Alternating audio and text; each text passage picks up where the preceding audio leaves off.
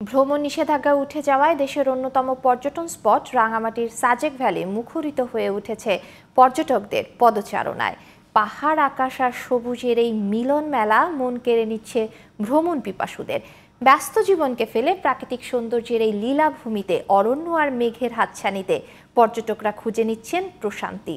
Sajek valley ঘুরে এসে আব্দুল্লাহ খান মুন্নার report. আকাশের নীল যেন এখানে এসে দিগন্ত ছুঁয়েছে। চারপাশে যতদূর দৃষ্টি যায় ছোট বড় সবুজ পাহাড়, উপর থেকে দৃষ্টি মেললে যেন সবুজ সমুদ্রের ঢেউ। সব মিলিয়ে প্রকৃতি যেন তার সৌন্দর্যের ডালি খুলে বসেছে রাঙামাটি জেলার সর্ব উত্তরে মিজোরাম সীমান্তে অবস্থিত সাজেক ভ্যালিতে।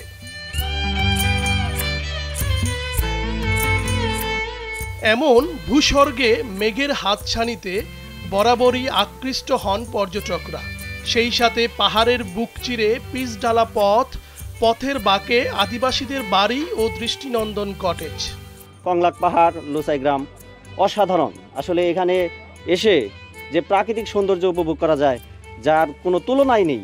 মেঘের যে রাজ্যটা, মেঘের যে সৌন্দর্য, এই সৌন্দর্য বলার মতো না। মেঘ আছে, পাহাড় আছে এবং সুন্দর জায়গা আছে।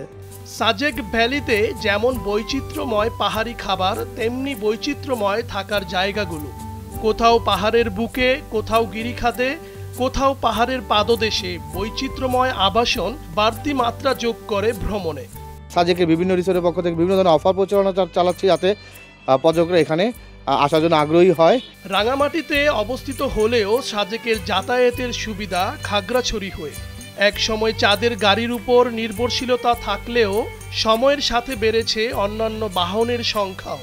তবে এখনও অবকাঠামোগত উন্নয়ন এবং আরও বেশি পর্যটক বান্ধব করার সুযোগ আছে বলে মনে করেন এখানে আগতরা। আর সাজেকে যে দর্শনার্থী এখানে উপচে পড়া ভিড়, এখানে এই কাজটাকেই হোটেল ব্যবসায়ীরা ফায়দা লুটে খাবারের দামগুলো আকাশচুম্বী করে দিচ্ছে। দীর্ঘ 1.5 মাস বন্ধ থাকার পরে, দোকানগুলোর পরে পর্যটক সেবার জন্য আমরা চেষ্টা করতেছি কিছু চাঁদ দিয়ে মাল বিক্রি করার জন্য, যা পর্যটক আকর্ষণ হয়।